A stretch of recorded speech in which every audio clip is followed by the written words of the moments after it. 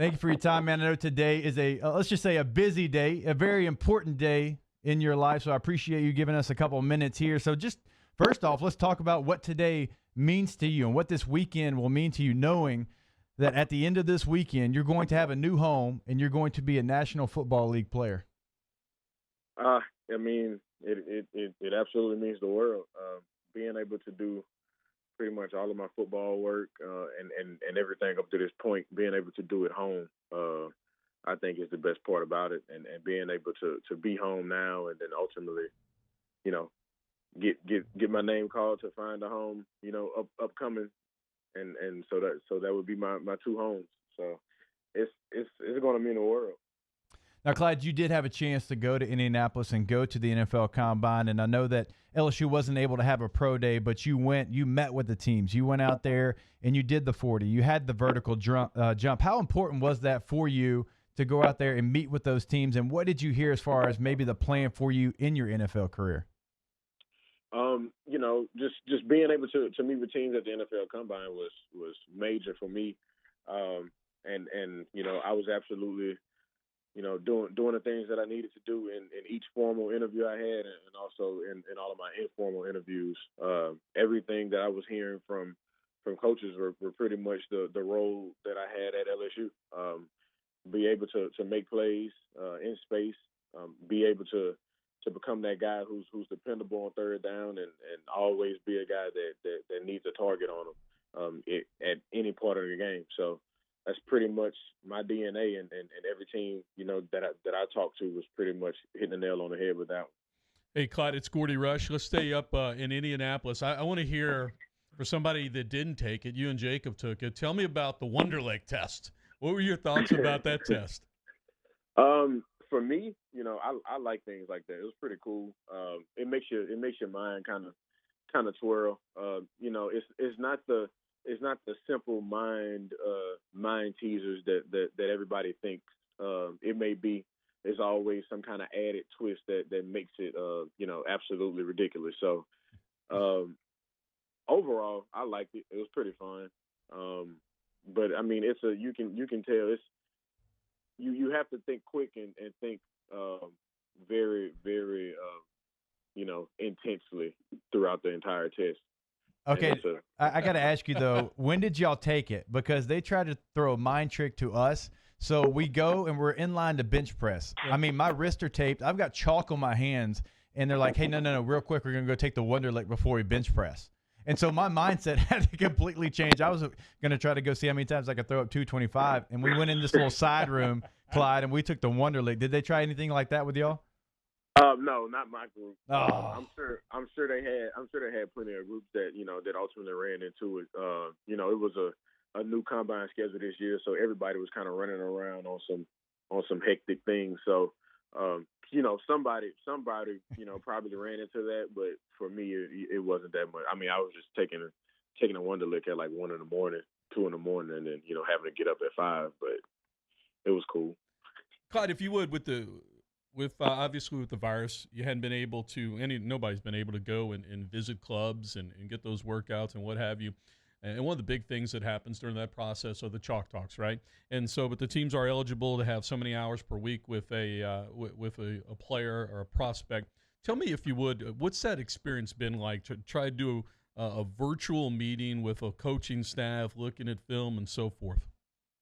It really wasn't that bad. I mean, you know, being able technology nowadays, you know, coaches could be looking at you and only on your screen, you know, you would just be looking at the football play that they are seeing and looking at also. So understanding kind of what was going on TV, I just felt like if someone had a general understanding of football, or like, you know, what you were talking about, it was pretty simple as far as going through all the chalk talks and understanding, you know, what's what in certain plays. So I didn't think it was bad. It was different, but I didn't think it was a bad way that they went about it. Clyde, you were in on 93% of the offensive plays for LSU last year, and we saw you line up in the backfield. We saw a ton of empty as well, where you're out there as a receiver. So many times you ran those two-man route combinations that I talk about. How much have NFL teams talked about what you could do on the outside and you having the ability to stay on the field throughout whatever's going on offensively? That's the thing about me. That's the reason why, I'm kind of, projected to maybe go today, Hey, but you don't have to be humble, okay? I've already told everybody you're my favorite LSU player of all time, and you're going to go high because the team needs you, so you don't have to be so humble. Oh, well, I mean, I can't. That's not me. But ultimately, they just think that I'm versatile, and no matter the situation, I can always be on the field, at any point of the game. So that's kind of where the value comes in at, and that's why they feel like, I should be a high commodity and early pick. Clyde, what about returner? Has anybody talked to you about returning any type of kicks? I mean, obviously you did it at LSU, but it became a point last year where you were fair catching a lot of them because you knew you were about to be on the field for about 10 plays.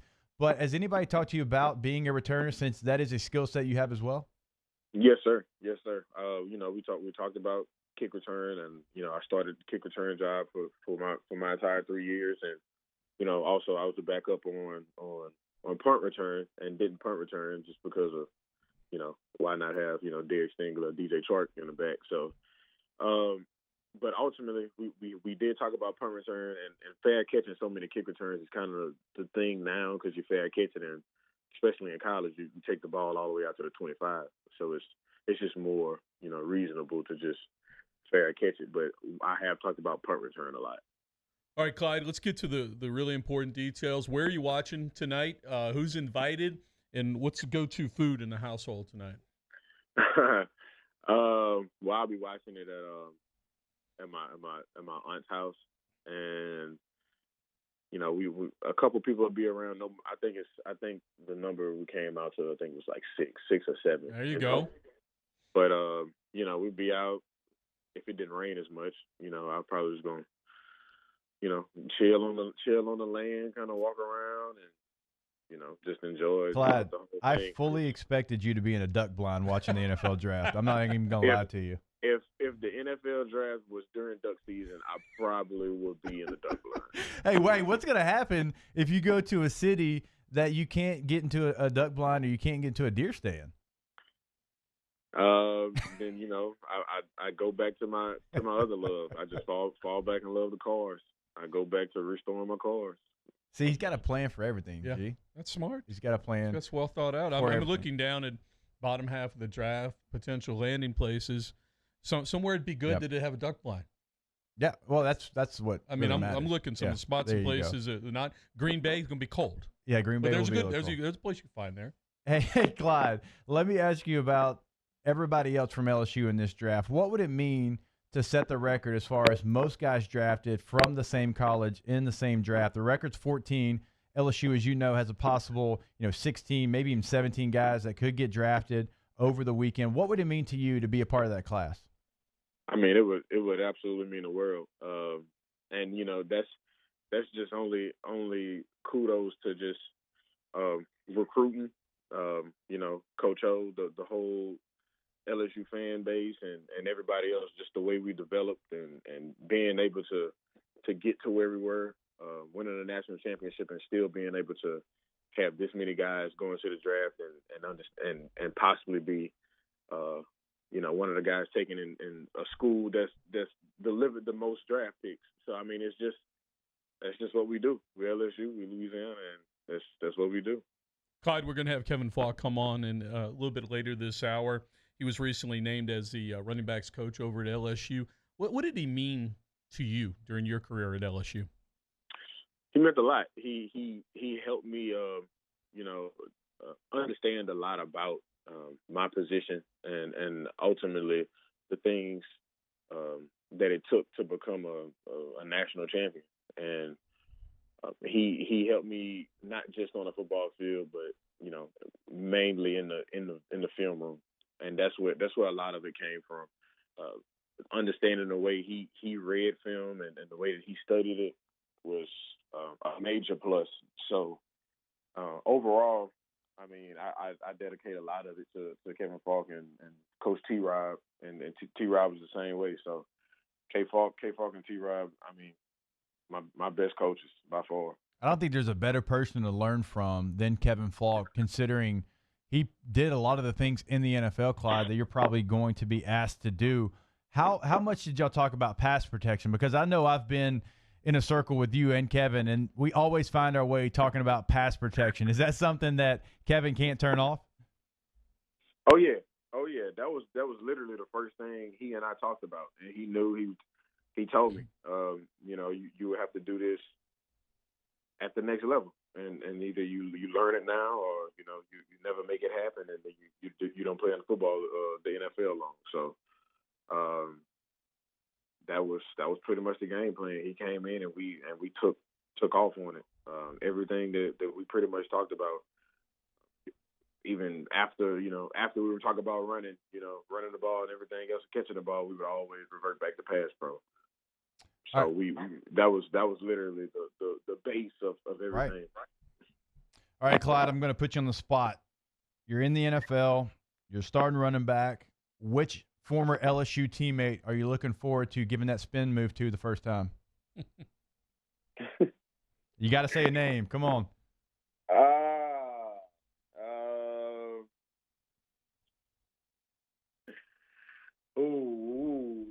Come on, you can just say Devin. Just give Devin one of those spin moves. Yeah. Hold up. I want a good one. Oh, I want a good one. Let's go with I want to spin on Caleb. Oh, there we go. Nice. There we go. See, that's a better answer. There you go. I mean, fresh on your mind. Yeah. Okay. That's a perfect answer. He's coming off the edge. I can see it now. He's coming off the edge. You're in gun. You're running some type of a zone run. You cut it backside, make him spin, much like the Alabama spin move there on the goal line in Tuscaloosa. Is that what you're envisioning? A little bit. That's what I'm slightly envisioning. That's crazy. Oh, man. Hey, Clyde, this is such an important day for you, such an important weekend. I can't tell you what it means to me that you came on our show today and gave us 15 minutes, a little peek behind the curtain in what you're doing for the NFL draft. You know you're my dude, man. Anything I can ever do to help you, let me know. Yes, sir. You got it.